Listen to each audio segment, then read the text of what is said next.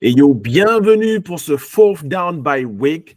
On va preview la week 2 NFL. C'est votre serviteur Week, toujours là pour vous servir, bien évidemment. Cette fois-ci, je suis accompagné d'un invité spécial. En fait, je le dis à chaque fois, mais c'est vrai que c'est un invité spécial. C'est Spring Football News, mon jus.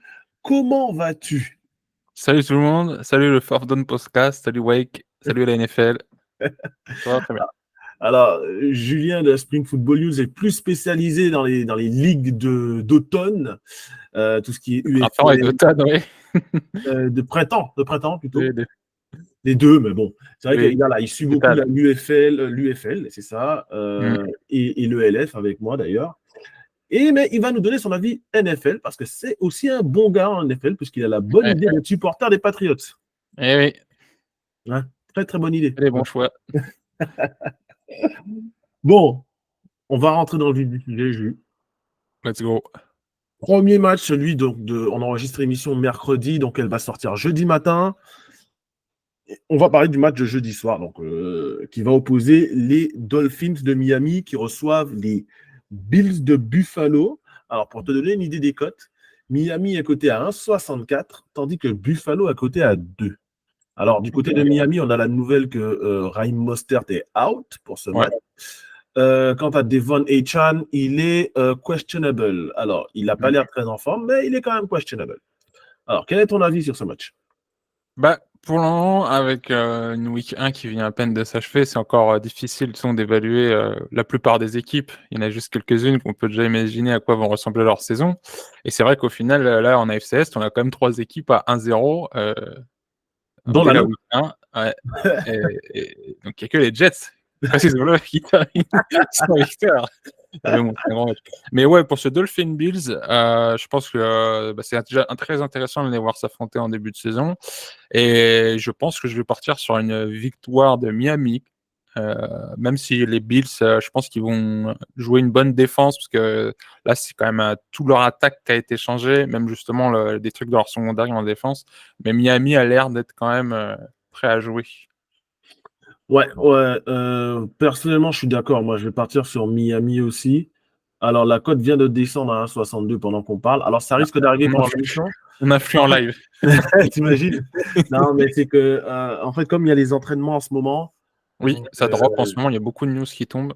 voilà, donc en fait, les cotes elles risquent de bouger pendant et après les entraînements, donc en fonction des blessures ou pas des blessures, que les informations que les gars ils arrivent à choper, puisque les bookmakers ont des sources très très fiables. Ouais, du côté Bills, la défense, elle m'a inquiété la semaine dernière face à Arizona, début de match, notamment en première mi-temps. Deuxième mi-temps, ça allait mieux. Josh Allen a trouvé son rythme. En deuxième mi-temps aussi, il était un petit peu rouillé entre guillemets en première mi-temps. Il a fumble un ballon, encore une fois, puisque c'est le spécialiste des turnovers. Ouais. Donc, ouais, je sais pas. Cette équipe de Buffalo m'a l'air quand même moins armée que l'équipe des Dolphins, malgré quelques blessures. Ils Donc, ont ouais, beaucoup de cibles, je pense qu'ils vont devoir prendre un peu de temps pour s'acclimater. Je pense surtout à MVS et à Curtis Samuel. En plus des nouveaux rookies, on a quand même Ken Coleman, Khalil Shakir, il passe pas mal aussi à James Cook.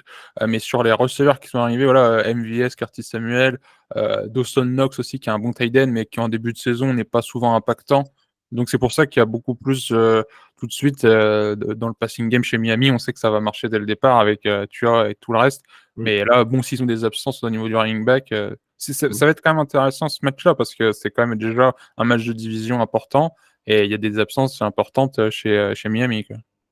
Ouais, tout à fait. Mais du coup, ouais, côté Bills, moi, si j'avais un joueur que je vais suivre, et que je conseille de suivre, c'est peut-être Dalton Kincaid, le tight end de deuxième année, Oui, qui oui. est le tight end numéro 1 en fait l'année dernière. Il a tout simplement chippé la place à Dawson Knox. Dawson, oui, oui. Non, c'est vrai Donc, que Kincaid va peut-être justement step up beaucoup dans cette deuxième saison. Ouais. là, alors, le premier match, je l'avais parié, il n'a pas marqué. Donc, peut-être que le deuxième, il va se réveiller, on verra. Mais c'est vrai que du côté Bills, c'est toujours compliqué de trouver des marqueurs intéressants parce que Josh Allen, en fait, il prend quasiment tout à la course. Donc, voilà. Mais en tout cas, victoire des Dolphins. Pour trouver un marqueur côté Dolphins, c'est aussi la galère parce qu'il y a beaucoup de marqueurs possibles. Donc, je risque pas de parier beaucoup sur ce match. Peut-être un joueur, max 2, mais j'irai pas plus loin. Ok. Donc, on est d'accord pour les Dolphins. Match sur lequel on ne risque pas de passer beaucoup de temps. Ce dimanche 19h, c'est le premier match qui nous intéresse. C'est les Ravens de Baltimore qui reçoivent les Raiders de Las Vegas. Alors, Baltimore est coté à 1,19 et Las Vegas coté à 3,80.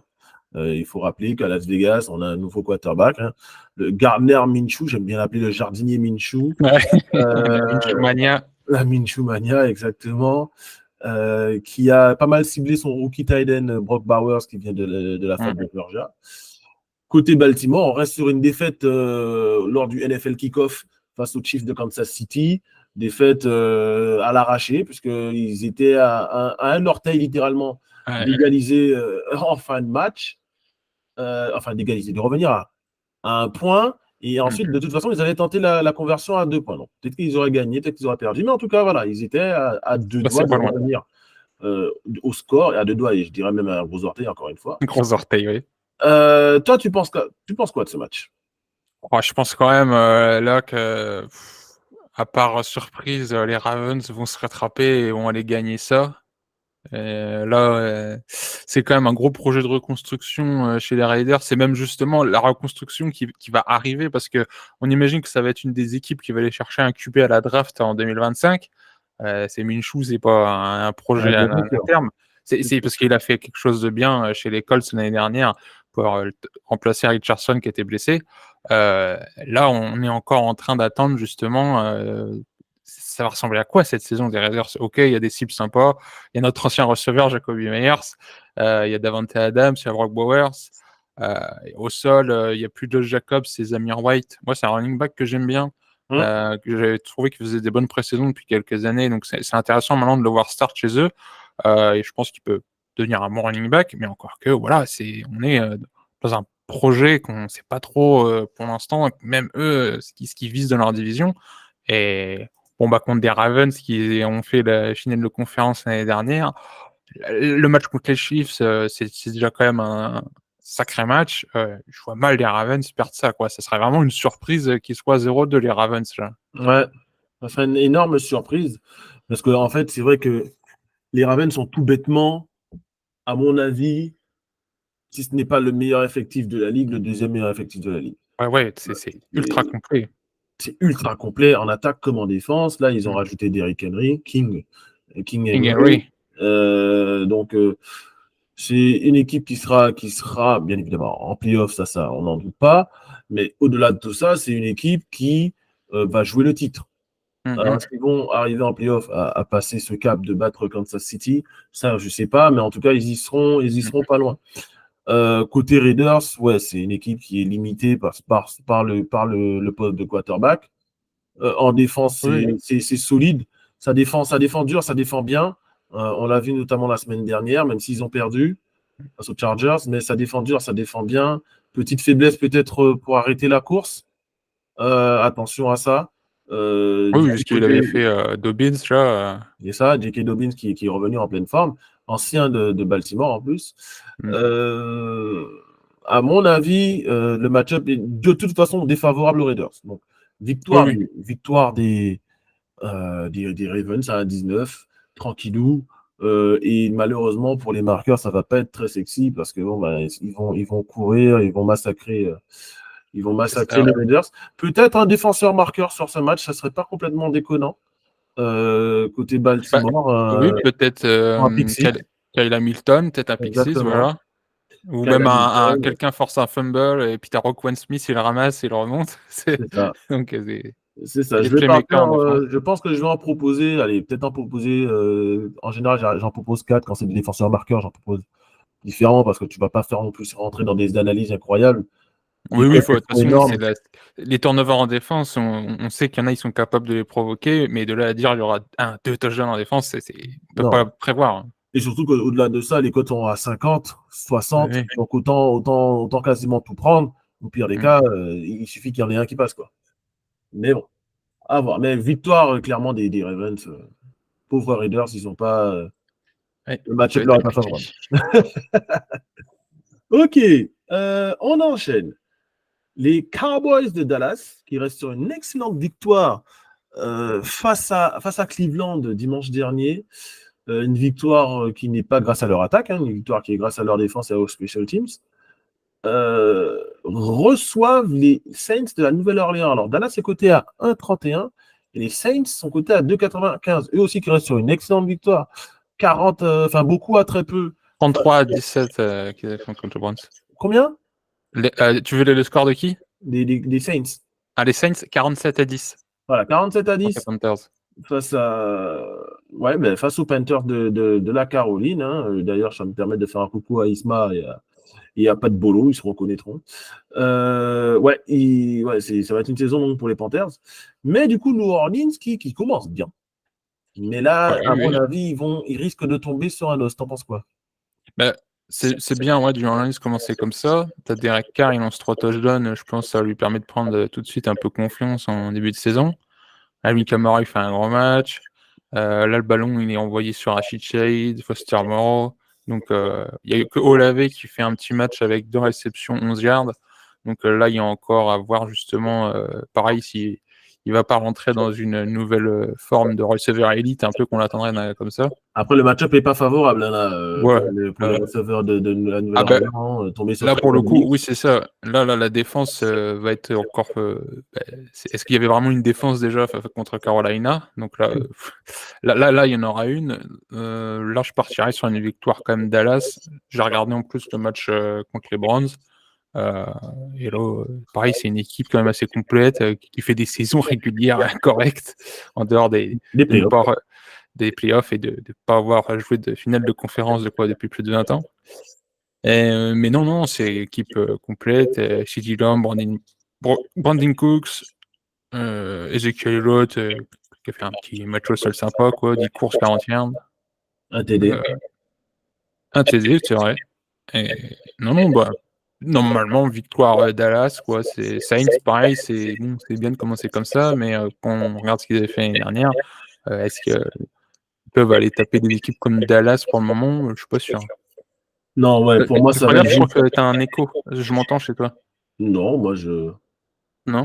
Non, moi, je m'entends. Okay. Non, tout va bien. Tout va bien. Ouais, moi, je vois aussi les Cowboys gagner, de toute façon, clairement. C'est une équipe de saison régulière par excellence.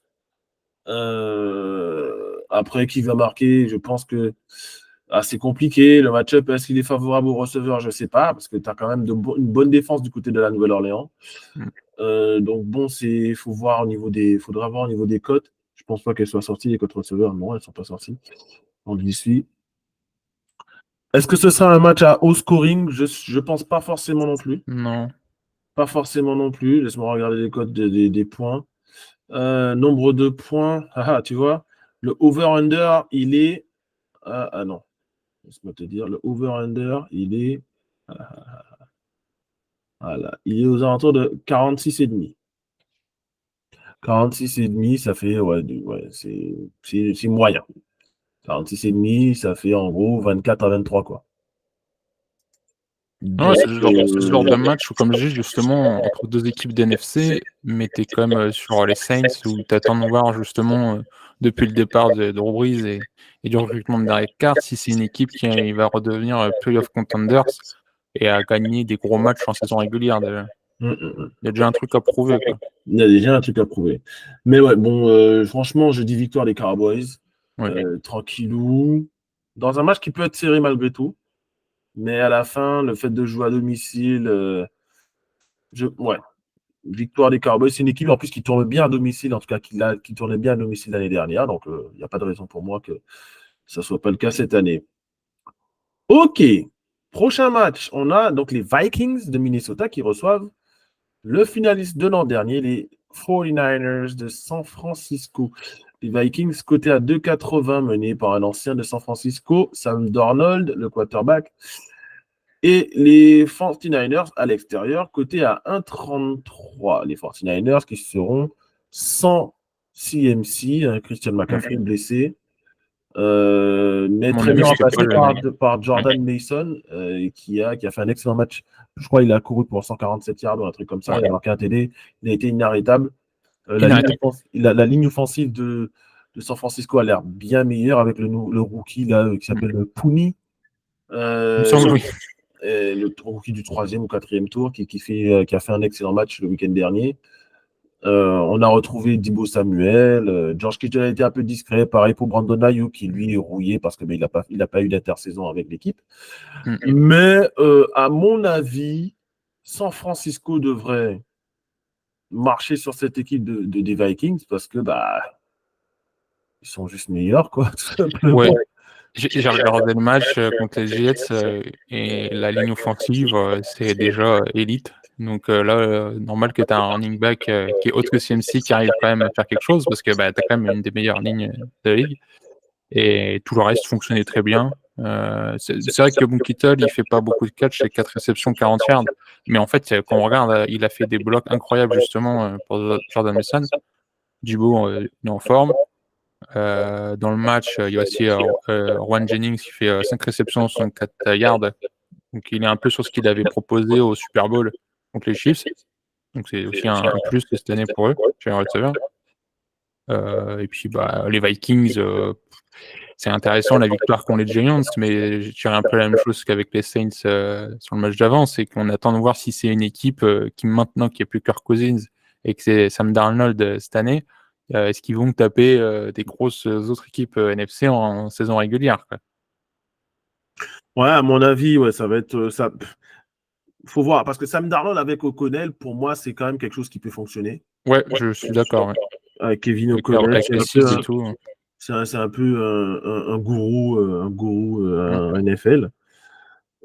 L'arrivée d'Aaron Jones fait beaucoup de bien aussi. Ça faisait des années, depuis le départ de Dalvin Cook, qu'ils n'avaient pas un running back comme ça.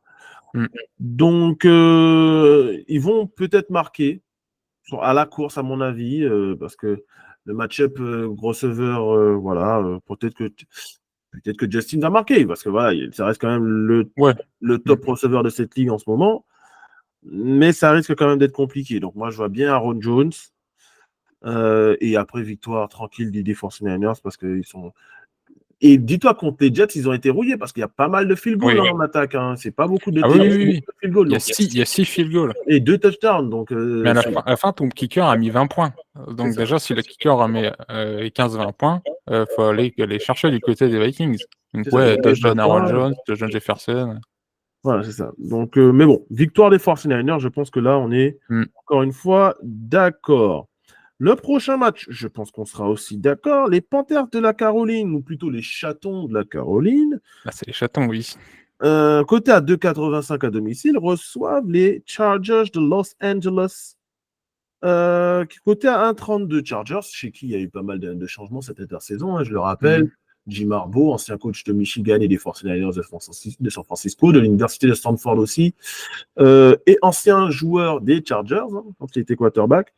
Et il est devenu le head coach. Il s'est débarrassé de Keenan Allen, de Mike Williams, et a fait venir Gus Edwards et J.K. Dobbins. Donc, en gros, il a jeté 2 receveurs et fait venir 2 running backs.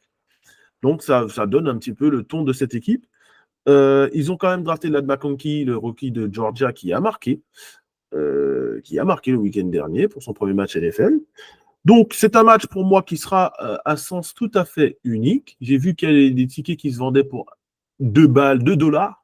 Oh là, voilà. C'est un peu cher pour aller voir un match NFL. Bon, après, le résultat, à voir. Hein. Mais quand tu vois les résultats des Panthers l'année dernière, ça se comprend. Que penses-tu de ce match?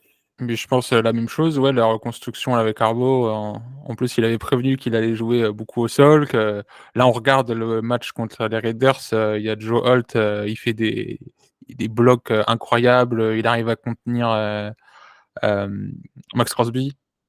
C'est incroyable pour un rookie quand même. Et comme tu l'as dit, il y a McConkey qui fait un bon match. Mais c'est vrai que là, ça va se passer au sol avec Dobbins, Gus Edwards. Et là, la preuve, ils ont fait plus de yards au sol qu'à la passe. Donc là, ils viennent de perdre en plus un gros défenseur, les Panthers. C'est qui Derrick Brown, je sais plus le nom, je crois. Ouais, Derrick Brown qui est out pour la saison. Ouais, donc là, ouais, tu perds en plus limite leur meilleur joueur, en fait, je crois. On pourrait dire. Donc, bon, ça va être compliqué. Donc là, ouais, le victoire Chargers, largement.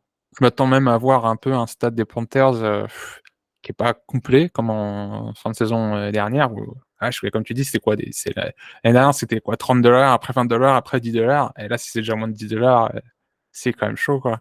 Il y a beaucoup à faire chez les Panthers. Bon, victoire Par facile les Chargers. Chargers. Ouais, et en plus, ce match-up, il n'est pas du tout bon. Alors, les Panthers, ils ont une défense qui est contre la passe qui est honnête. C'est plutôt bonne l'année dernière. En Oui. plus, ils retrouvent Jesse Horn cette année. Donc, voilà. Mais contre la course, c'était compliqué. Et là, les Chargers, nouvelle version Arbo, c'est une équipe qui va ground and pound, un peu comme faisait Carolina à l'époque Cam Newton. Donc, victoire pour moi, les Chargers. Et là, J.K. Dobbins va se faire plaisir sur ce match. J.K. Dobbins et Gus Edwards vont se faire plaisir sur ce match. Donc, ça, c'est un match, franchement, que je vais me noter, tu vois, parce que là, ouais, les Chargers, pour moi, sont bien au-dessus. Et donc, de toute façon, les cotes le disent, hein, 32 à l'extérieur, c'est que c'est au-dessus. Largement. Donc, victoire les Chargers. OK. On passe à un match qui est en fait un peu intéressant, parce qu'il est quand même bizarre, ce match.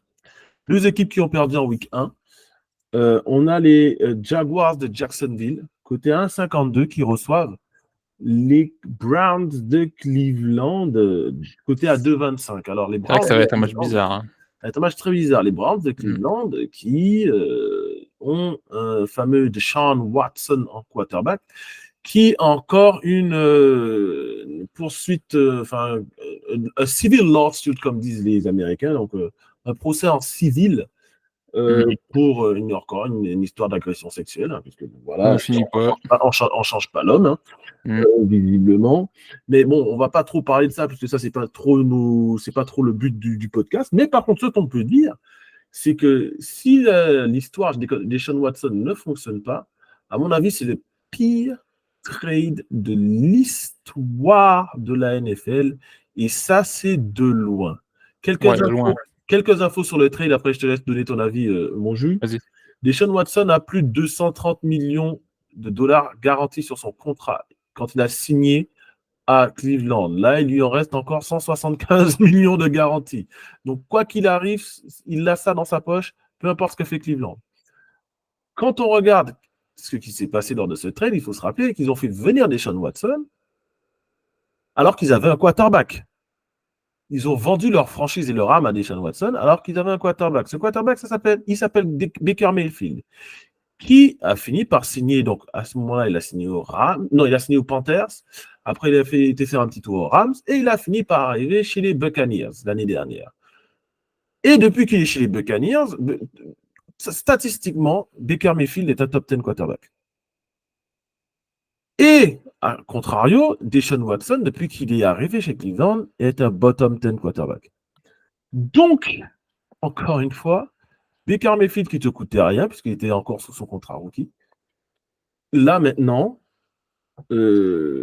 va re-signer à Tampa Bay et il va re-signer, enfin je crois qu'il a re-signé et prolongé sur plusieurs années à Tampa Bay. Donc là, ils l'ont gardé, voilà, il a pris de l'argent, tandis que là, on se retrouve à Cleveland bientôt sans quarterback et sans argent, puisque l'expérience des Sean Watson ne risque pas, à mon avis, d'aller en s'améliorant. Et donc, en fait, Cleveland, encore une fois, eux qui cherchaient un franchise QB depuis la nuit des temps, l'avaient. Ils l'ont laissé partir pour prendre un mec. Ils lui ont donné le plus gros contrat de l'histoire NFL. Tout ça pour, au final, être toujours aussi mauvais. Et entre-temps, Houston, eux, a récupéré les draft picks de Cleveland et a reconstruit une équipe en 2 ans et fait partie maintenant des meilleures équipes NFL. Toi, t'en penses quoi de tout ça? C'est vrai, non, mais là que le pire trade qui est à 2 doigts de devenir le pire trade de l'histoire de la NFL, aura quand même fait les affaires de 2 autres franchises. Les Texans, qui deviennent playoff contenders, et les Bucks, qui enchaînent bien avec l'ère post-Brady. Donc c'est quand même incroyable. C'est pas souvent qu'on peut voir ça en NFL, je pense. Ah non, du tout. Sur une décennie, ça sera très rare d'avoir des scénarios comme ça. Donc là, ouais, ça va être un match bizarre parce que déjà, bon, c'est entre 2 équipes qui n'ont pas gagné en week 1. Donc, soit il y a un gagnant, soit il y a un match nul. Hein, c'est pas impossible, on a déjà vu ça. Mais là, je dirais, ouais, quand même, pour l'instant, victoire Jaguars. Je pense que tant qu'il n'y a pas le retour de Nick Chubb, ils vont avoir d'énormes difficultés à trouver quelque chose en attaque. Et en fait, s'il n'y a pas un déclic avec Watson et qu'il n'est pas un minimum du niveau NFL qu'on a connu chez les Texans par le passé, il n'y aura rien et ce sera dépendant de l'attaque au sol. Et les Jaguars, c'est quand même aussi une année de confirmation avec Doug Peterson pour voir si ça marche bien. Le coaching chez les Jaguars avec Trevor Lawrence et une nouvelle cible, parce qu'il y a quand même des trucs positifs là dans le premier match malgré la défaite, c'est que le trio Gabe Davis, Brian Thomas Jr., Christian Kirk, plus tu rajoutes Evan Engram, il a des cibles, Trevor Lawrence. Il a des armes, hein. C'est juste Et, que et Travis Etienne au sol. Donc, il y a un moment aussi, c'est la défense qui ne doit pas se laisser remonter quand tu as une avance au score. Donc là, j'imagine que c'est à leur portée, vu le séisme qu'il y a à Cleveland en ce moment. Si tu profites pas un peu des dramas comme ça pour infliger une baffe à l'adversaire, c'est jamais, quoi. Donc là, les Jaguars, c'est là qu'ils lancent leur saison, c'est avec une victoire. Tout à fait. Surtout qu'en fait, Cleveland et les Jaguars peuvent être entre guillemets des adversaires directs à la place de wildcard pour les playoffs. Donc, si tu peux prendre un tiebreaker en les tapant, c'est toujours ça de prix dans la poche. Les Jaguars, offensivement, la semaine dernière, ils ont été un peu décevants parce qu'ils ont bien commencé le match et puis ils se sont laissés faire. Donc, ils n'ont plus rien proposé de très intéressant. En deuxième mi-temps, tu as Travis Etienne qui fumble à l'entrée de la end zone, d'ailleurs, qui me coûte une belle cote, même si pour son doublé. Mais bon, je vois bien Travis Etienne encore avoir un match intéressant. Le problème, c'est que la défense de Cleveland, elle reste excellente, mais l'attaque est pourrie pour l'instant. Qui va gagner? Je pense, s'il faut pencher pour une équipe, je vais pencher pour les Jaguars. Non pas parce que j'ai confiance en Trevor Lawrence, mais parce que je n'ai aucune confiance en Deshaun Watson et les Cleveland Browns. Complètement. À ce niveau-là, c'est un choix par défaut. Donc, go Jacksonville. Pour toi, c'est pareil, je suppose. Hein. C'est pareil, c'est Jacksonville. OK. Prochain match, alors. On a un match avec beaucoup d'incertitudes. C'est celui de Green Bay qui reçoit donc pour son home opener les Colts d'Indianapolis. Alors, Green Bay est coté à 2-10 parce que Jordan Love devrait manquer ce match. Je dis devrait parce que pour l'instant, on a encore des informations un peu qui disent qu'ils ne savent pas. Bon, vu la blessure, à mon avis, il devrait manquer le match. Il ne devrait pas jouer. Hein. C'est ça. Et les Colts sont à 1,56. Les Colts qui restent quand même sur une défaite serrée, mais c'est un match de division, donc c'est toujours un peu compliqué. Face aux Texans de Houston, une défaite de 2 points, je crois. Alors, tiens, tu penses quoi de ce match? Pareil, là, on est sur un autre match bizarre parce qu'il n'y a pas la blessure de Jordan Love. Je pense qu'on dit facilement Packers, mais là, c'est pas le cas. On a Richardson qui est complètement sur une nouvelle saison rookie parce qu'au final, l'année dernière, il fait 4 matchs et il se blesse. Puis, c'est aussi un gars qui a pas beaucoup de production en fait dans le football. Hein. Il a plus de stats en high school qu'en collège. Hein. Donc là, il arrive quand même en NFL. Là, c'est encore tout frais pour Richardson. Il fait des trucs incroyables là contre les Texans quand même. Le temps jeune avec Pierce, c'est incroyable.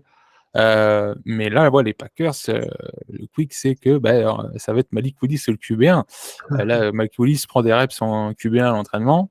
Malik Willis, pour l'instant, sur les pré-saisons, et pour le peu qu'on l'avait vu, je crois qu'il avait peut-être start un match chez les Titans pendant sa saison rookie. Mais bon, voilà, c'est un peu comme quand Love avait start quelques matchs à l'époque, quand il y avait encore Rodgers. Mais Pierce lui fera du temps de jeu.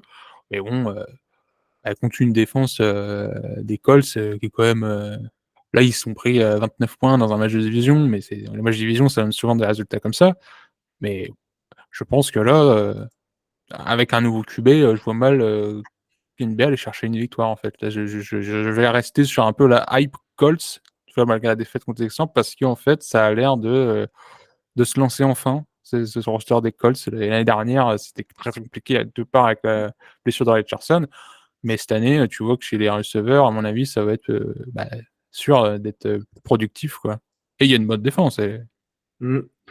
Ouais, moi, le match-up, il n'est pas favorable avec pour les Packers. Alors, encore une fois, s'il y avait Jordan Love, toute la conversation qu'on a là, elle serait complètement différente. Oui. Mais comme il n'y a pas Jordan Love, d'allumer la lumière, ça change tout. Et que les Packers, déjà avec Jordan Love, se sont fait ouvrir la couche, parce que, évidemment, Jordan Love ne joue pas en défense. Saquon Barkley a marqué 3 touchdowns la semaine dernière face aux Packers. Il bénéficie d'une bonne ligne offensive. Et devinez quoi? la ligne offensive des Colts est aussi excellente. Donc, notre ami Jonathan Taylor qui revient après une saison où il est en demi-teinte parce qu'il revenait de blessure pendant la saison, donc voilà, il s'est remis en jambes. Là, il a l'air en forme, il a marqué la semaine dernière. On a Anthony Richardson qui est aussi capable de marquer à la course. Donc, à mon avis, et puis la semaine dernière, il a loupé des passes, parce que Adonai Mitchell, le rookie, est ouvert sur plusieurs passes, sur plusieurs jeux. Il aurait pu marquer, voire 1 ou 2 TD si Richardson était plus précis. Ouais. Du coup, je vais laisser Adonai Mitchell tranquille pour l'instant et je pense que je partirai sur Anthony Richardson et Jason et Jonathan Taylor, si Jonathan Taylor, la cote n'est pas trop dégueulasse. Mais ouais, enfin, je vois pas Green Bay taper les Colts sans Jordan Love. Vu comment ils ont gagné la course, voilà. Après, côté Green Bay, ils vont peut-être quand même marquer des points. Mais s'ils marquent des points, à mon avis, il faut peut-être se tourner vers les running backs. Oui, là, Josh Jacobs, complètement. Et même, je dirais, Malik Willis. Ouais.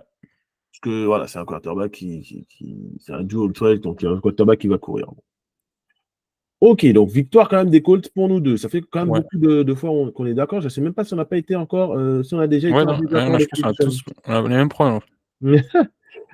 Ensuite, les Lions de Détroit qui reçoivent les Buccaneers de Tampa Bay.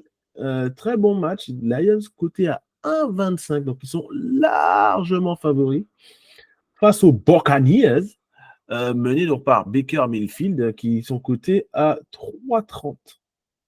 Énormissime. On a vu que Mike Evans est déjà dans une forme olympienne, avec 2 touchdowns la semaine dernière. Chris Godwin, il est dans sa contractuelle, donc c'est pour ça que je l'ai parié la semaine dernière, parce qu'il est dans sa contractuelle, donc il va chercher à faire des stats pour avoir un nouveau contrat. Côté Lions, on a gagné le premier match de façon compliquée, en prolongation face aux Rams, mais les Rams, une excellente équipe. Avec un petit Amon-Ra St. Brown, qui n'a pas fait trop de vagues, avec un excellent Jameson Williams. Oui. On a un peu annoncé 5 réceptions, 121 yards, un touchdown. Ouais, voilà, c'est ça. Donc pour moi, c'est sa saison, clairement. Complètement. Donc peut-être que je vais proposer pas mal de marqueurs sur ça aussi. Je vais peut-être repartir sur les mêmes, c'est-à-dire Mike Evans, Chris Godwin, côté Buccaneers, et côté Lions, Sam Laporta et Jameson Williams. Laporta n'a pas fait un gros match. 4 réceptions, 45 yards, mais bon, il y a une réception à 18 yards sur 5 targets. Donc au final, ouais, petit peu. Mais je pense qu'ils peuvent pas s'en passer. Non, ils peuvent pas s'en passer. C'est en red zone l'année dernière, c'était une cible préférée des Goff. Mais là, ouais, pareil, au sol, t'as David Montgomery, Jahmyr Gibbs, ils peuvent mettre des jeunes. C'est compliqué de choisir un marqueur. Et c'est un match revanche de playoff de l'année dernière, donc c'est aussi match serré l'année dernière en playoff. Ouais, les Bucks veulent se venger. Ouais. Toi, tu penses quoi? Tu penses que qui va gagner ce match? Je vais mettre Bucks parce que les Lions, même là, s'ils se lancent à 1-0 comme l'année dernière là contre les Chiefs, il y a toujours un ou 2 matchs au début de saison qui sont un peu plus mauvais, puis après ça se lance. Donc en tout cas de ce qu'on a vu par rapport à la saison 2023, et j'imagine que là, avec ce qu'ils ont fait contre les Rams, je retrouve un peu le même feeling. Donc un gros match des Bucks pour moi peut faire en sorte qu'ils soient à 2-0. Les Lions seraient à 1-1, mais on serait pas. C'est pas une équipe après que je vais retirer de la course au playoff, bien au contraire, je les vois limite retourner en finale de conférence en NFC. Mais là, sur un match comme ça où les Bucks ont tapé fort dès le début de saison, ouais, je vais prono Bucks. Juste parce que meilleur début de saison que les Lions, et que, comme tu dis, vu que là, il y a quand même Jameson Williams maintenant qui va peut-être faire sa grosse saison, à voir comment il distribue les passes entre les receveurs, et est-ce que St. Brown va pas avoir une petite production limitée en début de saison, si on voit que les choses qui marchent bien, c'est les rookies, les plus jeunes, quoi. Mais bon, après, je veux pas être méchant avec les Lions, parce que c'est une très très bonne équipe, j'adore les voir jouer. J'adore leur nouveau kicker, Jack Bates, qui vient de l'UFL, qui a fait un très bon début de match, et 2 sur 2 field goal aux extra points. Mais en soi, j'ai envie de miser Bucks pour cette victoire. Moi, je sais pas. Là, en tout cas, tu vas pour le premier upset alerte de l'émission. Ouais, très honnêtement, les Bucks ont été intéressants la semaine dernière, mais quand tu regardes bien, ils sont quand même pas loin, parce que si le kicker de Washington met ses kicks, le match est peut-être différent. Donc la défense laisse un peu à désirer côté Buccaneers. L'attaque, elle est prolifique, mais la défense laisse un peu à désirer. Donc on sent que les Lions vont se faire plaisir. En plus, ils sont à domicile. Donc à mon avis, ça va être un peu too much pour nos amis de Tampa Bay. Donc sans manquer de respect, mais à mon avis, victoire des Lions, c'est côté 1,25. C'est pas la meilleure cote. Bon, on a notre premier match, on n'a pas sur la même prono, donc c'est bien. On n'est pas d'accord. Non, mais ça va être un match super, je pense. Ouais, c'est vraiment l'un des matchs à regarder parce que pour moi, ça va scorer pas mal. Ça va scorer pas mal. Ok. Bon, le match le plus important pour nous arrive. Dimanche 19h. Nos Patriots de la Nouvelle-Angleterre, cotés à 2,35 à domicile, reçoivent dans un remake du Super Bowl 2014, qui s'est quand même passé en 2015, mais c'est l'année 2014. Et le dernier, c'était en 2020 avec Cam Newton. C'est ça. Reçoivent les Seahawks de Seattle. Côté 1,47, les Seahawks, ils restent sur une performance offensive bizarre face à Denver, mais performance quand même qui leur a permis de gagner le match. La ligne offensive semble être friable. Nos Patriots, eux, restent sur un upset incroyable à Cincinnati, où ils ont maintenu les Bengals de Joe Burrow à 10 points. Victoire 16-10, dans un match où on a eu pas mal de turnovers aussi, avec un TD de notre cher Ramondre Stevenson. Donc, et d'ailleurs, tiens, je tiens à préciser que notre ami Jacoby Brissett a loupé plusieurs fois Jalen Polk qui était tout seul. C'est vrai. Attention à Jalen Polk cette semaine, même si le match-up n'est pas favorable, parce que les corners de Seattle ne sont pas mauvais. C'est ça aussi, et Tariq Woolen. Et Devon Witherspoon, mais bon. Tu penses quoi de ce match? Tu vas me dire que les Patriots vont gagner, et ça, je pense qu'on sera d'accord. Je vais dire que les Patriots vont gagner, parce que déjà, très bon début de saison contre les Bengals. Alors, tout n'est pas parfait, voilà, tu l'as dit, Jalen Polk était open, on le rate, mais Brissett fait un game management incroyable, et au final, trouve des cibles comme Hunter Henry, Austin Hooper, KJ Osborne, Douglas, il a 2 catchs, il fait 12 yards, mais c'est des catchs, tu sens que Douglas, moi je l'adore, il est tout le temps là quand il faut, il a une vitesse incroyable. Moi j'ai hâte de voir qu'on aligne des duos Douglas-Polk et que ce soit maintenant Brissett ou plus tard Drake May, je pense que ça va être incroyable de les voir jouer ensemble. Au sol, Ramondre Stevenson, il fait un super match. La défense est incroyable. John Bentley, Kyle Duggar, Keon White, 2,5 sacs. Incroyable. Marcus Jones. Derrière, Marcus Jones, Jonathan Jones. La special team, Brandon Schooler, le mec, il est déjà All-Pro en week 1. Et c'est une pointe, une des plus grosses pointes déjà de la saison sur la week 1. Incroyable. Joe Cardona aussi. Joe Cardona qui fait un fumble avec son casque. Ouais, incroyable. Bonjour. Christian Gonzalez qui donne Jamar Chase. Non, voilà. En fait, c'est bien. Il y a de quoi déjà être content de la préparation de cette équipe en off-season. Moi, j'adore les matchs Patriots-Seahawks. C'est une de mes affiches préférées. Au final, quand tu vois, on parlait du match d'avant avec les Bucks chez les Saints et là on prend les Seahawks chez les Broncos, on a quand même 2 équipes qui ont un peu galéré contre un QB rookie.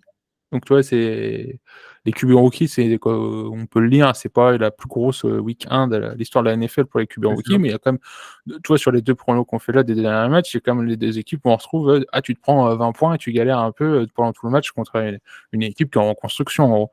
Donc ouais, les Seahawks là, bonne défense, c'est super leur défense. J'aime bien Kenneth Walker au sol chez eux. Lockett, pareil, qui est un receveur, mais vétéran et toujours là pour servir. Il y a quand même encore JSN, Jackson Smith-Njigba, qui reste beaucoup de choses à prouver chez eux, mais ça pourrait être aussi un grand receveur de la NFL un jour. Mais là, par rapport à ce qu'on a proposé, on aurait vraiment fait un mauvais match. Je l'aurais plutôt mal senti. Mais là, franchement, je le sens bien. Donc, victoire Patriots. Moi, pareil, victoire, bien évidemment, Patriots, on ne va pas épiloguer sur le truc. Mais là où le match-up il va être intéressant, c'est de voir comment la ligne offensive de Seattle va faire face à notre ligne défensive. Ah oui. Et notre Keon White, Keon White. qui en White, quoi. Qui en fait, dès qu'on a tradé Matthew Judon aux Falcons, je savais que ça voulait dire que Keon White est prêt à prendre le relais. Et il l'a montré week 1 avec 2 sacs où il s'amuse de Trent Brown, l'ancien Patriot. Ah ouais, il le met dans le vent complètement. Il a dominé Trent Brown. C'est ça. Donc, victoire des Patriots parce que la ligne offensive des Seattle Seahawks ne va pas tenir et donc du coup on va mettre un peu trop de pression. Défensivement, on va gagner ce match. Offensivement, je pense que ça va passer par la course et vraiment, ça sera par les airs, ça sera par les tight ends, pas par les receveurs. Mais je sais pas pour les gens qui écoutent le podcast, mais est-ce que si vous avez une phase préférée de votre équipe, l'attaque, la défense, la special team, mais moi pour les Pats, mais quel plaisir de voir jouer cette défense, c'est incroyable, c'est vraiment on l'a bien vu justement avec Keon White l'année dernière, le gars était trop content d'être chez nous, il a pris tout le savoir qu'il a pu avec la seule saison qu'il aura eu avec Bill Belichick, et là tu dis Judon n'est plus là, c'est un de nos meilleurs joueurs de ces 3 dernières années, et là on a un rookie. Mais tout de suite, 2,5 sacs, quoi. C'est quoi ce monstre? C'est incroyable. C'est incroyable. Et tu fais bien de le dire. En fait, on a une équipe on avait déjà une top défense l'année dernière, avec tous les blessés qu'on a eus. Donc là, vu que tout le monde est là, on est vraiment encore meilleur. Quoi. C'est meilleur. Un futur cornerback All-Pro, quoi. À ce niveau-là, à son tableau de chasse, il a déjà Ja'Marr Chase et Jay Brown. C'est incroyable. La défense, n'est que ce qui va nous permettre de retrouver le chemin des playoffs, on l'espère un jour, et il manquera plus que d'avoir l'attaque avec un jour Drake May. C'est ça. Mais là, au moins, c'est une équipe qui prend le temps de construire. On peut voir ce qui peut arriver, que ce soit Jordan Love là d'être blessé en week-end, mais ça aurait pu être un rookie comme un vétéran. Tu peux toujours perdre à ton QB dès la semaine 1. Et là, au moins, on prend le temps d'avoir un QB game manager qui va pas prendre trop de risques. On a vu il y a plusieurs fois Brissett, il finit au sol et j'ai vu qu'il faisait gaffe de pas se prendre un coup de casque. Il fait gaffe à pas ressortir avec une commotion, quoi, parce que j'ai pas envie de lire Brissett commotion au week 1, quoi. C'est bien aussi qu'il fasse attention. Tout à fait. Il sait se protéger, notre Jacobi national. Donc, victoire de nos Patriots, côté à 2,35. C'est risqué, mais pour moi, c'est tout à fait compréhensible. Prochain match, les Commanders de Washington, côté à 1,72, reçoivent la pire équipe NFL après les Packers. Les Giants de New York, côté à 1,90. Encore un match bizarre. Encore un match bizarre, mais un match avec des équipes qui ne savent pas défendre. Donc, on aura du touchdown à tout va, peut-être, à mon avis. Mais malgré tout, victoire des Commanders, pour moi, à 72. Toi, c'est pourquoi? On est d'accord, victoire Commanders. Il y a quand même eu un recrutement intéressant. Et puis, des rookies. Jayden Daniels, là, c'est vraiment le QB rookie qui a bien impressionné cette semaine. Et en fait, il y a des assurances au sol avec Austin Ekeler. Chez les receveurs, Terry McLaurin. En tight end, on a pris Zach Ertz. Mais aussi de la jeunesse avec Luke McCaffrey. Et puis la défense, pareil, Bobby Wagner. Non, et puis même, tu vois, on parlait des matchs de division comme pour le Texans Colts, mais c'est vrai que là, c'est le match de division. On voudrait à ne pas l'avoir à le regarder parce qu'en fait, qu'est-ce que ça donne? Pareil. Est-ce que les Giants, Daniel Jones, il va lancer un ou deux touchdowns à Malik Nabers, tu vois? Même à Darius Slayton, tu vois? C'est le moment pour Malik Nabers de briller parce que la défense contre la place de Washington laisse à désirer. C'est injuste. Il n'a pas fait un gros match du côté Washington en week-end, donc logiquement, Nabers peut gagner ses match-ups, donc. Ouais, tout à fait. Moi, Commanders, quand même, en l'état, pour moi, c'est impossible de dire que les Giants seraient favoris de ce match. Il y a quand même plus d'éléments qui me laissent à croire que les Commanders peuvent le gagner. Donc, mais vu que tout est possible niveau points, je ne saurais pas dire si ça va faire 12-17 ou 35-26. C'est des scores, c'est imprévisible. Mais victoire Commanders parce que je suis rassuré de eux qu'ils ont mis 20 points aux Bucks, tu vois. Tout à fait. Moi, victoire des Commanders. Et ils auront un kicker cette semaine. Ils auront un nouveau kicker cette semaine. Ouais. Jaden Daniels à la passe, c'était pas trop ça, mais à la course, il s'en est bien sorti. Ça tombe bien, les Giants sont incapables d'arrêter la course, mais, tout comme la passe. Donc, c'est un match pour Scary Terry et pour Brian Robinson Jr., le running back titulaire des Commanders, et même pour Jaden Daniels. Donc, on a peut-être un QB qui va marquer encore une fois. Il va peut-être marquer encore une fois. Il a déjà marqué un doublé la semaine dernière. Il va peut-être encore marquer des fois. Donc ouais, victoire des Commanders pour nous deux, n'est-ce pas? On attaque les matchs de. Ouais, non, pas encore. Il reste encore. En match de 19h, c'est les Titans de Tennessee qui reçoivent les Jets de New York, nos fameux Jets. Les Titans côté 1 à 2,30 et les Jets côté 1,49. Tu vois quoi dans ce match? Logiquement, on devrait dire victoire Jets, et je pense que c'est ce qui va arriver, parce que dans un scénario où les Jets perdent contre les Titans, c'est quand même catastrophique pour eux. Là, leur saison va être quand même un peu longue à lancer, parce que tu récupères Rodgers, faut lui laisser un peu de temps et il se remet en route. Mais on peut voir que sur le premier drive, vous mettez un touchdown, les connexions avec Wilson, c'est quand même incroyable. Mais ça reste les Jets, ça reste. Moi, je trouve qu'il y a des énormes problèmes de coaching staff dans cette équipe. Les Titans, c'est une reconstruction, tout reste à faire. Là, c'était pas rassurant, les turnovers des Titans contre les Bears. Et pareil, chez les Bears, tout reste à faire. Hein, c'est parce qu'ils ont gagné le premier que ça y est, c'est la. Tout à fait. Ils vont connaître une saison avec un QB à 4500 yards, 30 touchdowns et une qualification en playoff. Je vais dire les Jets, parce que quand même la défense est quand même là. Il y a eu des couacs contre les 49ers, mais c'est les 49ers. Hein. Ouais, Là, je vois mal l'attaque des Titans inquiéter au même niveau la défense des Jets. ouais, clairement, c'est un mismatch. Ouais. Donc, victoire défensive des Jets, mais peut-être pas encore une explosion en attaque, parce que ça met du temps à redémarrer, quoi. Ouais, le match-up est favorable à tout point. Je pense que, quoique, il y a la Jarius Need côté Titans maintenant, mais bon. Oui, le recrutement en défense chez les Victoire Titans est vraiment pas mal. Hein. des- Mais les Jets devraient trouver un moyen de le gagner, quoi. Ouais, je suis assez d'accord. Victoire des Jets pour moi aussi à 1,49. Ils sont largement au-dessus. C'est une équipe qui est plus complète. En attaque, en plus, avec Aaron Rodgers, peut-être que ça va leur permettre de prendre le dessus sur les Titans. Donc, on est encore une fois d'accord. Pour l'instant, on a été en désaccord qu'une seule fois. Mais bon, on commence. Peut-être sur les matchs de deuxième partie de soirée. On va voir. En parlant de ça, et on commence les matchs de deuxième partie de soirée. Les Cardinals d'Arizona reçoivent les Rams de Los Angeles. Les Cardinals côté 1,72, les Rams à 1,90. Les Rams qui vont très certainement devoir se passer de quasiment tous leurs starters dans la ligne offensive. Plus Ouais, pour Kanakua. Donc, match qu'ils abordent pas de la meilleure des façons. T'en penses quoi? Ouais, pareil, là, il faut prendre en compte le facteur blessé. Je sais que là, je viens de voir leur tackle droit des Cards aussi, il est placé sur hier, Jonah Williams. Donc c'est une équipe, là, les Rams qui a beaucoup de blessés. On dirait un peu la saison 2022. Là, ils gagnent le Super Bowl en 2021, 2022. Ils gagnent que 1 ou 2 matchs et il y a beaucoup de blessés. Alors là, je leur souhaite pas la même chose. Parce que là, il y a quand même Cooper Kupp, il fait un gros match, il fait 14 catchs. Et là, il n'y aura pas en plus Pukanakua.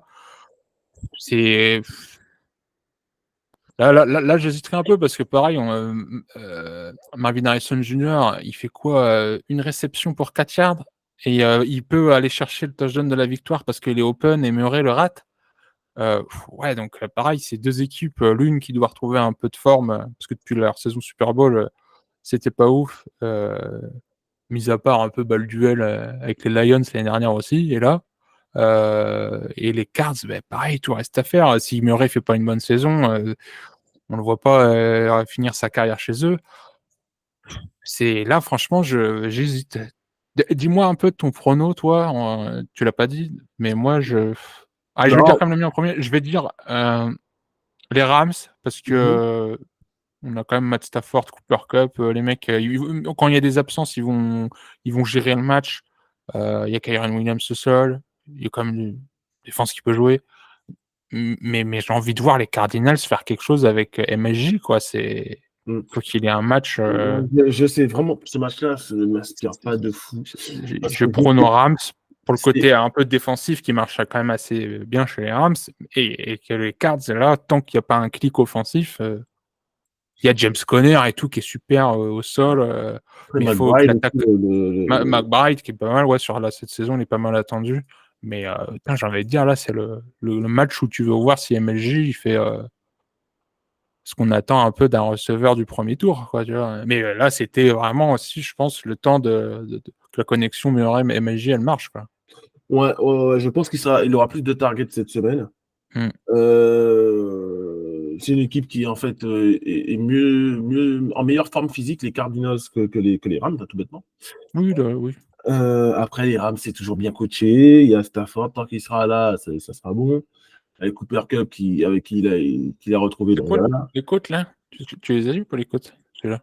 Ouais, j'ai dit 1,90 pour les Rams et 1,72 pour les Cardinals. Donc, tu vois, même les bookmakers, ils sont indécis. Donc, ouais, match compliqué à lire. Je partirai sur l'équipe qui a le moins de blessés, donc les Cardinals.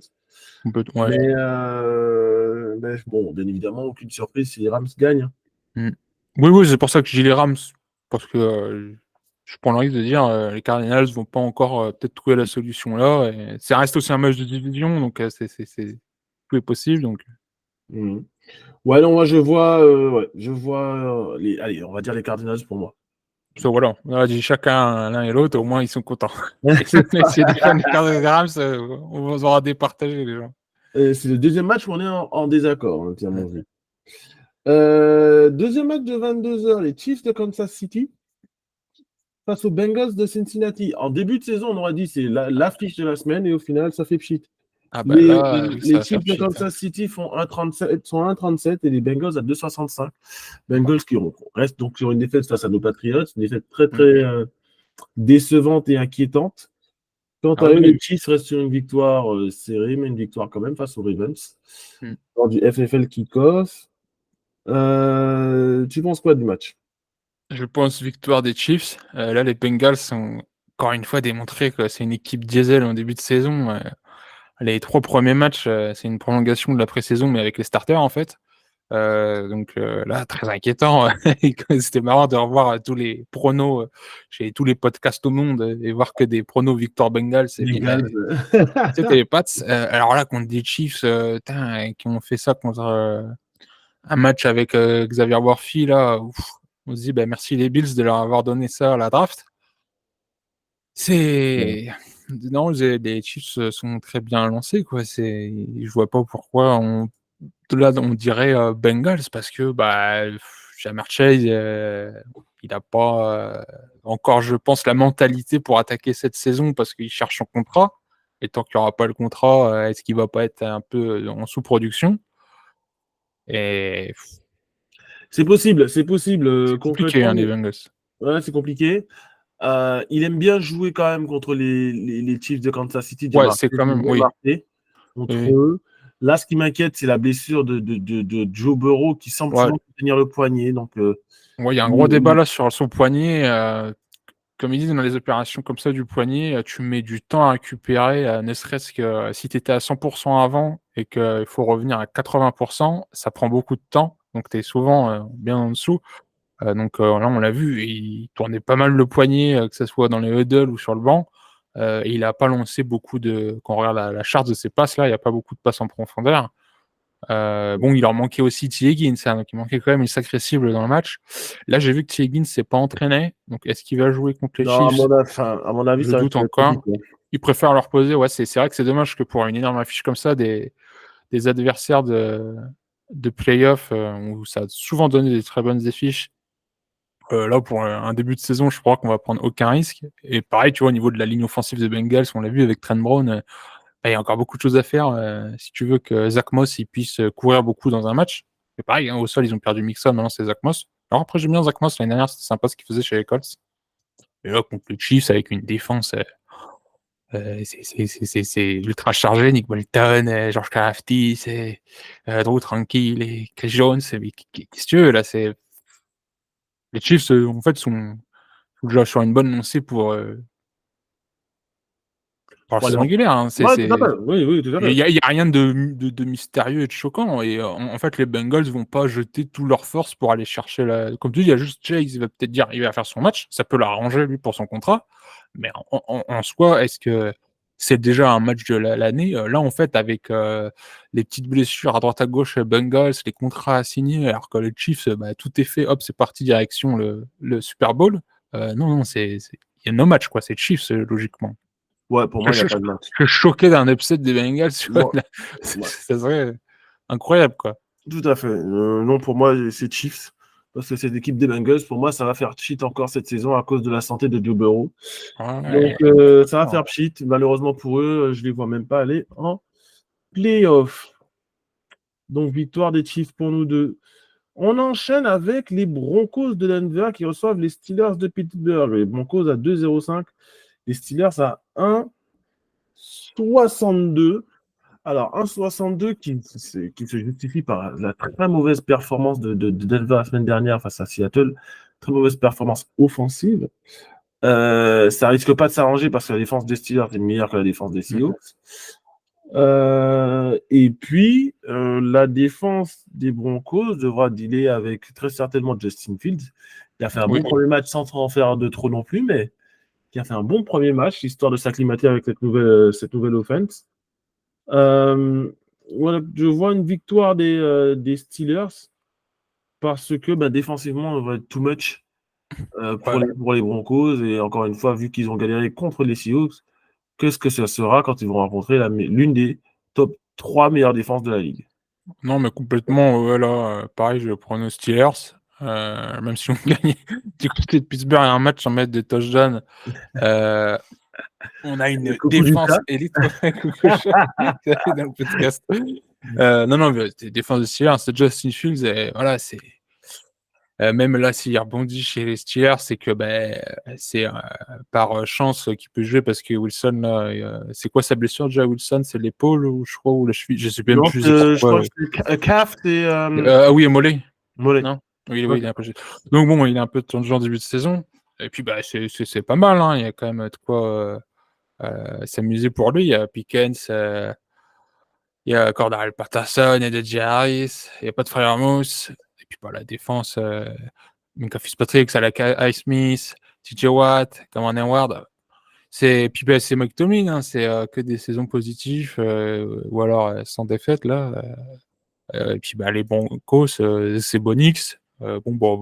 C'est qu'il lui faudra du temps pour s'acclimater à NFL. Il a fait 2 interceptions, mais il a lancé quand même 42 fois le ballon pour 26 passes complétées, pour seulement 138 yards avec une moyenne de 3,3 yards. Donc pareil, tout reste à faire dans le passing game chez Denver. Donc là, pareil, ça reste un match bizarre quand même quand on le regarde comme ça. Mais à mon avis, c'est un match bizarre. Mais Steelers. Ouais. Bon, moi, pareil, les Steelers vont gagner parce que la défense, elle est too much pour Broncos. Ouais, c'est. Bonix, peut-être que ce sera un bon quarterback en NFL. En attendant, il n'est pas prêt pour ce qui va lui arriver, surtout face à TJ Watt. Ouais, c'est grosse défense là pour Bonix. Hein. TJ Watt, la semaine dernière, a été déjà pour moi MVP de la ligue, en tout cas sur la semaine. Parce que c'est incroyable tout ce qu'il a fait. C'est incroyable tout ce qu'il a fait face à Atlanta. Quoi. Il était toujours dans le backfield. Et en plus, il y a des pénalités qui sortent, qui lui enlèvent certaines stats. Du snap, là, alors que, les gars. Donc, on a les yeux sur les snaps. C'est normal. En fait, ce qu'il a fait là, TJ Watt, c'est normal. C'est TJ Watt. Il part au millimètre près, quoi. C'est ça.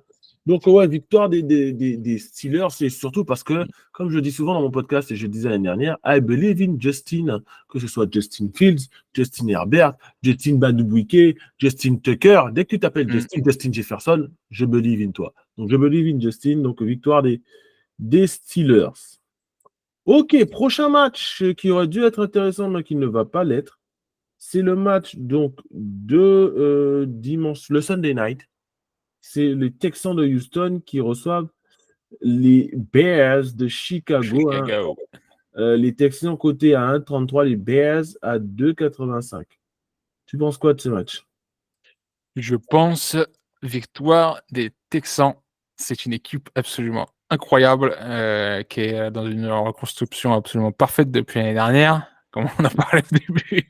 C'est une des 2 équipes qui a profité, d'un des pires trades de l'histoire de la NFL et Ouais, que, bah, ils l'exploitent totalement, quoi et là, match week 1, on pourrait dire que c'est, bon, bah, un peu inquiétant que cette défense ait pris 27 points contre un adversaire de division qui peuvent un peu maîtriser, mais pareil, en fait, les Colts, ils se relancent, donc bon, c'est pas inquiétant, quoi. Il y a aussi beaucoup de choses, à voir cette année pour l'attaque, avec, Stefon Diggs, Joe Mixon, quelques trucs, faut prendre un peu de temps le temps que ça clique, mais tout le reste, pareil, hein, c'est là, les Bears, tout reste à faire, quoi, c'est ouais, on t'as sait pas. pensé quoi de la performance de Caleb Williams la semaine dernière? Bah, 14 sur 29, 93 yards, une moyenne de 3,2, saqué 2 fois, il fait 5 courses pour 15 yards. Alors niveau stats, bah, on lit ça, c'est C'est pas pas fou, hein? terrible, Non, c'est pas loin de là. fou, pour, ce qui est attendu, c'est, par rapport à l'histoire de la draft NFL, les Bears auraient pu avoir Patrick Mahomes. Bon, bah, ils ont dû attendre des années pour avoir, Caleb Williams et s'il peut y ressembler à ne serait-ce qu'un peu, on sait pas. Il lui faudra beaucoup, beaucoup de temps, je pense, pour, s'acclimater en NFL, Williams. Il pourra peut-être devenir bon, mais encore que, bah, là, ça reste, toi, nous, on aime bien, taquiner nos adversaires de division. Les Jets, c'est les Jets. Ouais, Si je serais dans la conférence, NFC Nord, je dirais les Bears, c'est les Bears, quoi. C'est, quoi? C'est 20 ans de rien, quoi. Enfin, c'est tout ça. reste à faire. On a beau avoir pris, DeAndre Swift, Keenan Allen, bah, là, en plus, je crois que il y a qui manque à l'entraînement chez eux? Je crois que Romo Keenan Allen Dunze, et Rome Odunze ouais, qui ne ils sont s'entraînent pas, out là, quasiment pour sont dimanche. Donc, quasiment on out. n'aura plus que DJ Moore en receveur DJ Moore, il y aura, d'expérimenté. Cole Kmet et après il faut espérer que, bah, là Swift il a fait, 10 courses pour 30 yards. Pareil, moyenne au sol, Swift 3 yards par course. Quand on voit ce qu'il a fait l'année dernière, on attend quand même que ça explose. Ils ont Khalil Herbert aussi qui est pas mal en running back, mais pas là, contre une défense des Texans, je vois pas ce qu'ils font, quoi, je leur donne pas la victoire. Je leur souhaite de mettre des points, c'est pas mal, hein. Si tu te dis: «Putain, si les Bears peuvent faire un beau match contre les Texans, tant mieux pour eux». Mais les Texans, tu sais que direct, là, cette année, ça va vouloir viser finale de conférence, quoi. Tu t'attaques à un gros morceau, quoi. Ouais, je regarde les cotes de over-under du nombre de points, c'est à 45,5. C'est pas déconnant. Je vois victoire des Texans parce que bah, il n'y a pas photo, là, c'est un match. Ouais, ouais, Entre le niveau des deux équipes est complètement différent, le niveau du quarterback, le niveau tout, ouais, ouais, ouais. des attaques, le niveau des défenses. C'est un avantage des. Alors, la défense, Et peut-être pas, mais en tout cas, le reste, c'est l'avantage des. Comment ça s'appelle? Je perds mes mots. Tac, tac. des j'essaye de chercher pour toi, mais j'ai pas compris de ce que tu parlais. Des Texans, voilà, Ouais. c'est pas le même niveau que les Texans, Oui, donc non, non. Mais oui, je ne peux leur souhaiter que de ressembler, aux Texans, oui, tout les à fait. Bears. Ça serait fascinant d'avoir une équipe de Chicago qui ressemble à ce qu'a fait, Houston l'année dernière, hein. Ah Ça, ben c'est ça, sûr, ouais. hein. Mais en fait, c'est vraiment un truc extraordinaire ce qui s'est passé l'année dernière. On risque Ouais, pas de le ouais. revoir, un QB qui est arrivé comme ça en NFL, qui retourne une Mmh. franchise avec Will Anderson Jr. en plus, Avec un nouveau avec head coach et tout, un head là coach et pareil, est-ce tout. qu'il y aurait pas bon, c'est sympa ce que le GM, il fait chez Chio, mais pour le coaching qui est encore là, tu vois, ça serait pour comme les Jets, c'est un peu, il y a encore des trucs à prouver chez les coachs, hein. Tout à fait, tout à fait. Mais ouais, victoire des Texans. Mmh. Victoire des Texans à 33. Je pense que ça va être un match facile. Je pense que ça va être un match facile où ils vont se balader. Ouais. Même si la défense des Bears, elle est bonne. Mais Joe malgré Mixon là, tout, il a fait, 150 yards et quelques, quasi 160 je crois. ouais. Ouais, ouais. Donc, ouais, victoire des Texans. Et je crois qu'il en reste plus qu'un déjà. Et ouais, on arrive Le déjà Monday Night Football, au Monday pareil, un Night match Football. match bizarre, mais on espère que, bah, il donnera un bon MNF comme, le premier quoi. Alors, moi, je serai en train de dormir, mais oui, en effet, Mmh. les Eagles de Philadelphie à 1,29 reçoivent les Falcons d'Atlanta, les Faucons, côté à 3. Ah là Falcons qui là, restent sur une performance offensive désastreux, hein. désastreuse. Euh, Kirk Cousins n'est pas encore complètement revenu de sa blessure, en fait, hein, quand on a Ouais. regardé bien. Il bougeait pas, il était vraiment statuesque dans sa poche. Ce qui fait que TJ Watt a fait « Ah bon, tu bouges pas ?» Eh ben, je vais te bouffer. C'est ce qu'il Ah a bah là, c'est littéralement facile. Hein. fait. La chasse, c'est facile à ce niveau-là. C'est ça, c'est ce qu'il a littéralement fait. Alors, ce qui va en la faveur des Falcons, c'est que la défense des Eagles, elle, est beaucoup plus perméable que celle des Steelers. J'ai envie de dire les Falcons vainqueurs, mais c'est une folie si je dis ça. Mais c'est pas grave, je le dis quand même. Parce qu'en fait, offensivement, les Eagles sont bons, mais il faut quand même se coltiner la défense des Falcons, qui elle est encore très bonne. Et puis offensivement, allez, je vais faire une petite confiance quand même à notre ami Kirko. Il a en face de lui une défense qui est très perméable, même si elle a de bons joueurs, elle est très perméable dans l'ensemble. Donc, allez, let's go, sans upset alerte. Victoire des Falcons à 3 face aux Eagles. T'en penses quoi? Mais j'en pense que pour le dernier match, on va pas être d'accord. Ah mais bon, de peu, parce que franchement, je pense que je pourrais dire Falcons, mais par rapport à ce que j'ai vu des Eagles, justement, c'est l'année dernière où leur attaque ne performe plus, et là, ça pourrait justement être un élément qui fait qu'ils réussissent un peu mieux cette saison, même si la défense est perméable, tu mettras plus de points et puis tu espères que ça passe. Et là, je pense que Saquon Barkley doit être quand même content d'être chez les Eagles et plus chez les Giants, malheureusement. Il fait sacré match, 3 touchdowns. ouais. AJ Brown, Davante Smith, ça déroule. Chez les Falcons, là, ouais, c'est un peu quand même décevant de commencer la saison comme ça. Le recrutement était quand même costaud. On a dépensé beaucoup d'argent.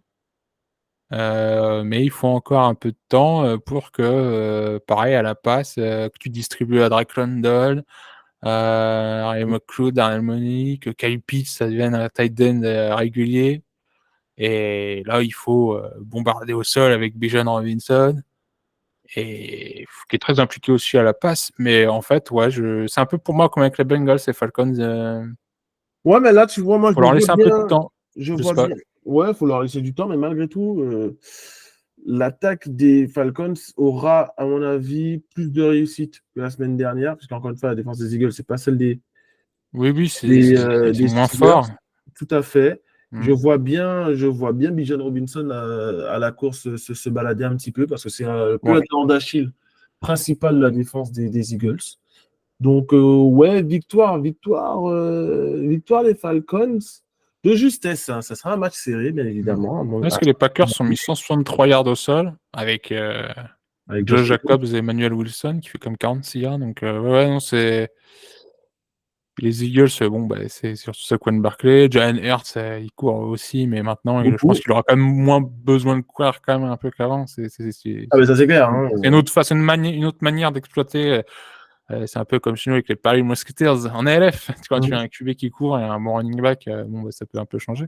C'est ça. L'année dernière avec Swift, ça court quand même aussi beaucoup. Hein, mais maintenant faudra voir si la défense s'améliore au fil des semaines. Tu vas pas non plus risquer de blesser ton QB en début de saison. Quand tu as vu ce qui vient d'arriver à Jordan Love, tu n'as pas envie de dire Hurts, il est un peu trop couru alors que tu as recruté Surtout Barkley. que l'année dernière, il était blessé. Donc, Ouais, l'année dernière, il traîne déjà aussi des petits bobos. Non, c'est les Eagles. C'est un duel d'oiseaux, Eagles contre Falcons. c'est ça, ouais. C'est pas un truc d'évident. L'aigle contre le faucon. Les Birds Games, c'est toujours sympa. Donc, je veux dire Eagles quand même. Mais peut-être un match avec beaucoup de points. Hein. Ça pourrait donner du. Pas aller dans les 40, mais du 30-30 plus, tu vois. Alors, je vais Des deux regarder côtés. ça. J'imagine. Tu vois, vu que c'était déjà un 34-29 contre les Tu vois, Packers. c'est vrai que les bookmakers voient des points aussi, puisque l'over-under est aux alentours de 48,5, donc 49 points. Un truc genre qui joue de peu. Hein, 49 points, ça commence à faire, hein, 49 points. Un field goal près, hein, quelque chose à un field goal près. Tu pourrais être sur du 41, 37, tu rates un extra point par-ci, l'autre a mis un field goal, et puis. Bon, là, t'es un peu plus haut que l'over-under. Hein. 41-37, là, t'es vraiment Ouais. dans Non, mais dans pour les quand 80. même, s'il fallait viser plus de points que la trentaine pour chacun, ouais, mais. Ouais, Il y a tout le temps un match en début de je sais saison pas où si ça se la part pas défense. mal. Mais c'est pour ça que justement que moi je vois les Falcons vainqueurs, parce que je sais pas si la défense Ouais. des Falcons va tant avoir de mal que ça à stopper l'attaque des Eagles. Je pense que Saquon Barkley fera son match et qu'il aura des brèches. Mais est-ce que ça suffira? Je ne sais pas. C'est pour ça d'ailleurs que je donne les Falcons, parce que je ne vois pas. Alors que du côté des Falcons, les Eagles vont avoir du mal à arrêter Bijan Robinson. Et ensuite, le passing game avec Drake London et Kyle Pitts. Donc, petite anecdote Spring Football, tiens, avec Sheila. Non, tiens. j'ai vu ça passer tout à l'heure, normalement, les Falcons. Alors, justement, vu que, franchement, quand même, quand on regarde chez les receveurs, c'est pas non plus une escouade qui fait rêver. Mais il y a de la profondeur. Et justement, là, sur leur practice squad, ils ont activé Chris Blair, qui est un receveur qui a joué chez les DC Defenders en XFL en 2023. Et en fait, depuis la saison 2023, il est dans la practice squad des Falcons. Et Chris Blair a fait une très bonne pré-saison, là, cette année en 2024. Et là, il va être actif pour le match. Donc, on pourra avoir un ancien receveur XFL qui a fait, comme je dis, une bonne pré-saison. Les 2 pré-saisons qu'il a fait, 2023-2024, il est bien utilisé. Ça reste la pré-saison, on ramène à ce que c'est. Mais c'est un bon receveur en XFL chez les Defenders. Et donc là, j'aimerais bien le voir catch un peu avec les Falcons. Ça serait cool. C'est là qu'il marque un touchdown en plus. Ah ouais, bah s'il marque un touchdown, alors moi, je fais des. Oh les gars, allez voir. Incroyable. Super Bowl. Non, mais moi, je suis toujours content de voir des joueurs Spring Football être activés et participer à quelque chose en NFL. C'est cool. C'est vrai. En parlant de joueurs de Spring Football, quand on a parlé des Cowboys, Cavante Turpin, le meilleur retourneur de la ligue, et vient de ces ligues, justement, Spring Football, et notamment même le LF. Il a fait le LF, il a fait l'USFL. De Bratislavi, il a fait l'USFL. Et là, il est parti pour rester en NFL pendant un petit moment, parce que là, ce qu'il fait chez les Cowboys, c'est plutôt très, très intéressant. Si vous voulez une autre anecdote justement par rapport à Turpin et aux Cowboys, c'est que vu que cette année le kick-off, c'est le dynamique kick-off, les Cowboys s'entraînent à ce kick-off depuis la saison dernière. Parce que c'était déjà en discussion en NFL avec les Winners quand on passe des nouvelles règles. C'est les règles 2025 qui se jouent déjà actuellement là et sur les anciennes réunions.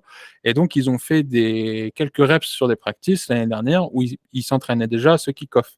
D'accord. Qui reprenait, c'est à quelques yards près ou à quelques trucs différents, j'en reparlerai moi, mais c'est le même qu'en XFL, c'est le même qu'en EF. Et eux, ils savaient que Turpin avait cette expérience. Alors, il n'avait pas joué en fait ce kick-off en ELF ou en USFL parce que la première saison ELF, c'est encore le kick-off NFL. En USFL, c'est le même qu'en NFL, mais on tirait plus loin. Mais c'était quand même un mec qui avait l'habitude de jouer en fait que des retours. Il n'était pas en train d'attendre le touchback. Donc, il savait qu'ils allaient pouvoir utiliser son atout sur les retours. Et là, on l'a vu, il a, je pense, tous les atouts qu'il faut sur un kick-off comme ça, Turpin. En plus d'être plus utilisé en attaque maintenant. C'est vrai, voilà. C'est vrai. Tout C'est à mon fait. anecdote pour l'émission. Mais tu allais placer les anecdotes de Spring Football, de Spring Football, parce que c'est intéressant de les savoir, parce qu'en fait, dans cette ligue, il y a pas mal de joueurs qui viennent de ces ligues de printemps, donc il est intéressant de Dallas, chaque année, signe un joueur Spring lumière. Football. Ils ont signé Turpin. L'année dernière, c'était Brandon O'Brien Kicker. Donc, en fait, eux, ils scoutent énormément les Spring League. Dallas. Tout à fait. Tout à fait. Comme beaucoup d'équipes NFL, mais eux, c'est peut-être un peu ils ont une avance. Ils ont depuis toujours, vraiment, justement, Broncos, Falcons, Dallas, il y a 2-3 équipes comme ça, non, même si c'est tout le monde, mais il y a 2-3 équipes qui ont toujours eu un temps d'avance sur le scout en Spring Football. Et même les Patriots. Enfin, je pourrais citer beaucoup de trucs, mais s'il fallait genre donner 2-3 noms, c'est Dallas. Dallas a vraiment eu tout le temps, depuis la saison XFL 2020, les 2 saisons USFL, ils ont toujours eu un temps d'avance sur tout le monde. D'accord. C'est comme ça. Ok. Donc, sur le dernier match, en tout cas, pour résumer, tu pars quand même sur les victoires des Eagles. Ouais. Et moi, des Falcons. Laisse-moi vérifier s'il y a des changements de cote depuis le début de la soirée. Si une breaking news est tombée, non, jamais. Toujours pas. Les Dolphins sont repassés à 64. Ouais, non, pas de grands changements. Donc voilà, bon bah écoutez, on va clôturer cette émission. Un grand merci à toi, Julien. Donc je rappelle que Julien, on peut le retrouver sur Twitter, hein, Spring Football News. Donc là, en ce moment, il donne pas mal de nouvelles des joueurs UFL en NFL. Aussi un petit peu d'actualité sur le LF. Hein. D'ailleurs, Julien et moi, on se retrouve sur le podcast The Free Agent. Alors, pas la semaine prochaine, puisqu'on fait une pause, mais la semaine d'après pour la finale ELF, pour preview un peu la finale ELF et faire un bilan complet de la saison de nos Paris Musketeers. Donc voilà, n'hésitez pas à aller le suivre, hein, Spring Football News sur Twitter. En plus, c'est un supporter des passes, donc c'est toujours très intéressant d'en trouver. Quant à moi, vous savez où vous trouver, Week NFL sur YouTube. Week One sur Instagram, Week DTCha sur Twitter, Week One sur TikTok. Donc voilà, je suis un peu partout. J'ai une interview surprise qui arrive très bientôt, j'espère que pouvoir pour le coup, surprise, c'est le mot. Ouais. C'est ça, ouais. Énorme interview qui va peut-être arriver dans les semaines qui viennent. J'attends confirmation de pouvoir la faire, mais dès que j'ai confirmation et que je me déplace, voilà, je ferai une petite annonce. Mais pour l'instant, je n'en dis pas plus. Faudra pas la rater, celle-là. Et il faudra surtout pas la rater. Pensez à activer les sous-titres. Hein, ça, je vous le dis. Hein, parce qu'elle sera en anglais aussi. Voilà. Ça, je peux déjà vous le dire. Mais voilà. Merci de m'avoir invité. En tout cas, c'était cool pour parler un peu NFL. C'est aussi justement une grosse partie de ce que je fais, même si je couvre les Spring League. En fait, on passe beaucoup de temps à être le nez dans la NFL. Hein. Et ne t'inquiète pas, je n'hésiterai pas à t'inviter de nouveau, parce que moi je fais un petit roulement des invités, donc je n'hésiterai pas à t'inviter de nouveau, mon jeu, parce qu'on a besoin de plus de supporters des Patriots qui prennent le micro quand même. Tu vois, c'est qu'un truc Vu que tout le monde essaye de nous mettre dans le bas de tableau, les 32 équipes. T'as vu le manque de respect un peu quand même? Ah ouais, j'ai regardé beaucoup de power ranking, de voilà, dire ça va être pour les Patriots. Oh là là, 30-32, imiter les Raiders, les Broncos devant. Je dis, mais qu'est-ce que c'est que ça, là? Arrêtez. Donc, non, je pense qu'on va. Les gens n'ont pas compris que l'année dernière, on a eu une saison catastrophique. On reste quand même top 10 défensif avec la pire attaque NFL depuis plusieurs années, mais l'une des pires attaques NFL. Donc là, juste avec une attaque potable, comme on l'a vu dimanche dernier, je ne dis pas qu'on est un juggernaut offensif, mais on voit que le dimanche dernier, avec une attaque potable, on gagne des matchs parce qu'on a une des top défenses de la ligue. Allez, là, pour l'instant, on peut dire top 5 de la ligue. Et donc, ça fait la différence. Si cette défense, elle est aidée par une attaque qui est juste potable, qui arrive à mettre aux alentours de 20 points, ça suffit largement pour gagner les matchs. Si on tourne offensivement, allez, à une moyenne de 22 points par match, mais je pense que c'est parce qu'il y a beaucoup de gens qui nous voient perdre beaucoup sur le début de saison, parce que là, on enchaîne Seahawks, Jets, 49ers, Dolphins, Texans. Mais après, il y a beaucoup de matchs qui sont à notre portée, et c'est pas impossible de finir avec un bilan positif, quoi. Un 9-8. C'est envisageable. Tout à fait. Et dans les matchs que tu as cités, on a des victoires qui vont arriver d'ici le mois d'octobre. Donc, respectez nos Patriots. Et tant qu'on ne le fera pas, mais de toute façon, on invitera des mecs comme Julien qui sont super fans des Patriots. pour vous rappeler un petit peu qui est la meilleure équipe de l'histoire de cette ligue. Ok, mon vieux, ben merci. Et puis, merci à tous de nous avoir suivis. Hein. Prenez soin de vous. Et sur ce, peace.